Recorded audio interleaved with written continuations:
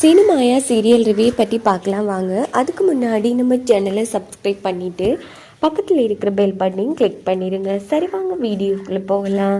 இதே எபிசோட் எப்படி ஸ்டார்ட் ஆகுதுன்னா, நம்ம ஜானகி மாயாவும் கார்த்திகா அடித்து போட்டுட்டு அங்கேருந்து எஸ்கேப் ஆகுறாங்க. அப்போ இடையில மாயா பெரியம்மா நம்ம தனோட வீடியோ இருக்கிற அந்த கார்த்திகிட்ட ஃபோனை எடுத்துகிட்டு வரலாம் அப்படின்னுட்டு நம்ம மாயாவும் ஜானகியும் மறுபடியும் அந்த வீட்டுக்குள்ளே போகிறாங்க. அங்கே பார்த்தோன்னா மாயாவுக்கும் டவுட்டாக இருக்குது. உடனே கார்த்திக் முகத்தில் எதுவும் மாற்றம் தெரியுதா அப்படின்னு பார்த்துட்டு மூச்சு வருதான்னு பார்க்குறாங்க. பார்த்தா இல்லை, பெரியம்மா கார்த்திக் இல்லாமல் போயிட்டான் அப்படின்னது ஜானகி செம அதிர்ச்சி ஆகுறாங்க. மாயா என்ன மாயா சொல்கிறான்? ஆமாம் பெரியம்மா, கார்த்திக் இல்லை அப்படின்னது. ஐயோ நானே இப்படி பண்ணிட்டேனே அப்படின்னு சொல்லி குற்ற உணர்ச்சியில் நம்ம ஜானகி அழுதுட்ருக்காங்க. அப்போ நம்ம மாயா சமாதானப்படுத்துகிறாங்க. நீங்கள் பண்ணது தப்பு கிடையாது பெரியம்மா, பாவம் பண்ணவனை தான் இல்லாமல் பண்ணியிருக்கீங்க, நான் சொல்கிறத கேளுங்க அப்படின்னது. இல்லை மாயா, நான் தப்பு பண்ணிட்டேன், அதுவும் என் கையாலேயே இப்படி ஒரு காரியத்தை பண்ணிட்டேன். மறுபடியும் என் புருஷனுக்கு நான் கௌரவ பிரச்சனையை கொண்டு வந்துட்டேன். இதுக்கப்புறம் நான் தாமதிக்க போறதில்லை, இதை போய் நான் போலீஸ்ல சொல்லி சரண்டர் ஆயிடுறேன் அப்படின்னுட்டு ஜானகி கிளம்புறாங்க. மாயா எவ்வளவோ சொல்லி பாக்குறாங்க, ஆனா ஜானகி கேட்குற மாதிரி இல்லை. உடனே மாயா செம்ம மாசா கட்டியில் இருக்கிறாங்க. இருந்து கார்த்திக் மேல காலை தூக்கி வச்சுட்டு இருக்காங்க. பார்த்தா பக்த காளியம்மன் நம்ம மாயா உடம்புல போந்து ஜானகி நில்லு அப்படின்னது. ஜானகி அதிர்ச்சி ஆறாங்க. என்னடி பாக்குற, நான் தாண்டி பக்த காளி வா அப்படின்னதும் ஜானகி இப்படி நான் இவனை இல்லாம பண்ணிட்டேனியமா, அதுக்கு நான் சரண்டர் ஆக போறேன், பண்ண தப்புக்கு நான் பிரயாச்சத்தை தேட போறேன் அப்படின்னது. என்ன பேசிட்டு இருக்க, நீ பண்ணதுக்கு பேரு கொலை இல்லடி பதம், அதை நான் தான் பண்ணேன், உன்னை கருவியா பயன்படுத்திக்கிட்ட அவ்வளவுதான், நீ எந்த தப்பு பண்ணவே இல்லடி, பண்ணது நான் தான் அப்படின்னு அந்த இடத்துல பேசிட்டு இருக்காங்க. இன்னொரு பக்கம் இங்க பாரு, நீ மாயா சொல்றது மட்டும் கேளு, அப்பதான் உன் குடும்பம் நல்லா இருக்கும், எப்போ உன் குடும்பத்துக்கு நான் துணையா இருப்பேன், போலீஸ் ஸ்டேஷன் போக வேணாம் அப்படின்னுட்டு அம்மன் போயிடுறாங்க. இந்த பக்கம் மாயா மயங்கி விழுந்தது ஜானகி எழுப்பி விடுறாங்க.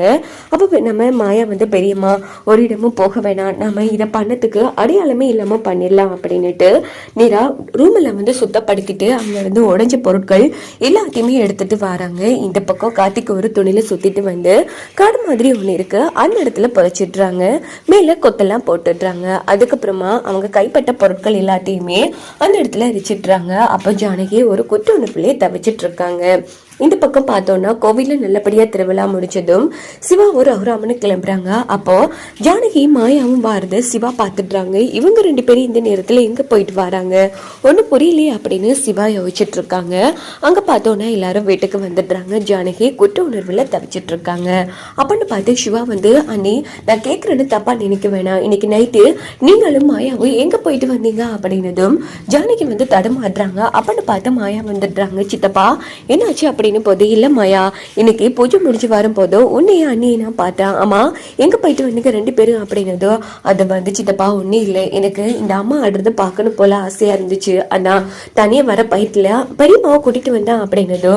என்ன மாயா, நான் தான் சொன்னேன்ல பொம்பளைங்க பார்த்தா இதை பயந்து காய்ச்சலே வந்துடும் மாயா, ஏன் இப்படி பண்ண? அதான் அண்ணி எதுவும் பேசாம வாயடிச்சு போய் நிக்காங்களா, பாவம் அண்ணி தான் பயந்துருக்காங்க போல இருக்கு, இனிமேல் இப்படி சொல்லாம கொள்ளாம ரெண்டு பேரும் வீட்டு போகாதீங்கன்னு அப்படின்னுட்டு சிவா அங்க இருந்து போயிடுறாங்க. பெரியம்மா ஏன் பெரியம்மா இப்படி நின்றுட்டு இருக்கீங்க, நான் வரலன்னா நீங்களே உண்மையை உடைச்சிருப்பீங்க போல இருக்கீங்க, இங்க பாருங்க எக்காரணத்தை கொண்டு இந்த உண்மை யாருக்கும் தெரியக்கூடாது, சத்தியம் பண்ணுங்க, இதை நான் யார்கிட்டயும் சொல்ல மாட்டேன்னு சத்தியம் பண்ணுங்க அப்படின்னதும் ஜானகி மாயாவுக்கு சத்தியம் பண்ணி கொடுத்துடுறாங்க. இந்த பக்கம் பார்த்தோம்னா நம்ம ஜானகி பயந்துட்டே இருக்காங்க. கார்த்திக் வர மாதிரி எல்லாம் நம்ம ஜானகிக்கு பயம் வருது. உடனே மாயா ஓடி வராங்க. என்னாச்சு பெரியம்மா, எனக்கு ரொம்ப பயமா இருக்கு மாயா அப்படின்னு போது அப்படின்னு பார்த்து நம்ம மாயாவோட போனுக்கு கால் வருது. அது யாருன்னா லிங்கம் தான். லிங்கம் போன் அடிக்கிறாங்க. என்ன ரெண்டு பேரும் சேர்ந்து பண்றதெல்லாம் பண்ணிட்டு இப்ப ரொம்ப சந்தோஷமாவும் நிம்மதியாவும் இருக்கீங்க போல இருக்கே அப்படின்னதும் மாயா அதிர்ச்சி ஆகுறாங்க. யாரு நீங்க என்ன சொல்றீங்க அப்படின்னு போது, இங்க பாரு நீ என்னெல்லாம் பண்ண எதெல்லாம் பண்ணு எனக்கு நல்லாவே தெரியும், நடிக்காத அப்படின்னதும் மாயா ஒண்ணு புரியாம யாரு நீங்க, ஏன் இப்படி எல்லாம் பேசுறீங்க, நாளைக்கு காலையில தெரிய பாரு அப்படின்னுட்டு அந்த நபரும் போனை வச்சிடுறாங்க. இதோட பார்த்தோம்னா இந்த பிரமும் முடிச்சிருது. கண்டிப்பா நாளைக்கு விடியல் காலையிலே நம்ம ரகுராம் வீட்டுல போலீஸ் நிக்கவும் அநேகமா வாய்ப்பு இருக்கு அப்படின்னு நம்ம ஜானகி அரெஸ்ட் பண்ணலான்னு வரும்போது மாயா தான் அப்ப கூட ஜானகியை காப்பாத்துவாங்க. வாங்க வெயிட் பண்ணி பார்க்கலாம். நான் தான் இப்படி கார்த்திக்க பண்ண, அவன் என்கிட்ட தப்பா நடந்துக்க முயற்சி பண்ணா, அதனால நான் என் கையால் அடிச்சு போட்டுட்டேன் அப்படின்னு மாயா தன் மேல பழி போட்டிருப்பா. ஸோ வாங்க இப்படியே மாயா மேல இருக்கிற தப்பான பேரை அதிகரிச்சுட்டே போகுது. ரகுராம் வந்து அடியோட வெறுக்க போறாங்க மாயாவை. கண்டிப்பா கடைசி கட்டத்துல ஜானகியே நம்ம ரகுராம் கிட்ட எல்லா உண்மைகளையும் சொல்லுவாங்க.